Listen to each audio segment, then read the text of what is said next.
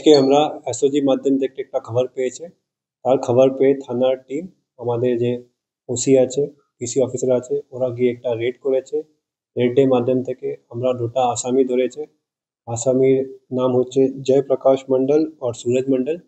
ওর কাছ থেকে আমরা 4টা আর্মস পেয়েছে, 7mm পিস্তল যেটাকে আমরা বলি।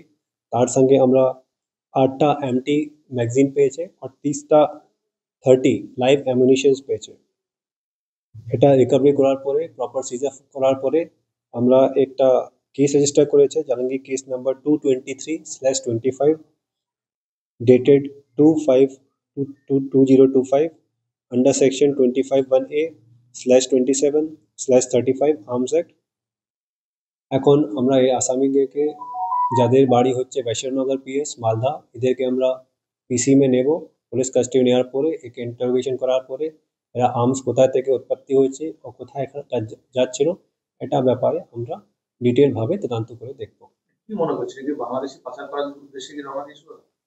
এটা খুবই ভাবে সম্ভব আছে। এখন যেরকম সমস্যা বাংলাদেশে চলছে, এরকম সম্ভব আছে কি এরকম ব্যাপার হতে পারে, কিন্তু এটাকে ব্যাপারে ডিটেল আমরা তখনই বলতে পারবো যখন আমরা তদন্তের মাধ্যম থেকে কিছু পাবো। কতদিনের পিসি? আমরা এখন 7 দিনের পিসি জন্য অ্যাপ্লাই করছি। যদি আমাদের মনে হবে আর পিসি দরকার আছে, আমরা পরে আবার অ্যাপ্লাই করব। আচ্ছা, এই আর্মসগুলো কোথায় পাওয়া গিয়েছে, মানে এটা ধরা হয়েছে সাহেবনগর, সাহেব রামপুর যে আমাদের এরিয়া আছে জাহাঙ্গীর পিএসে, ওখানে আমাদের এই আর্ম ধরা হয়েছে।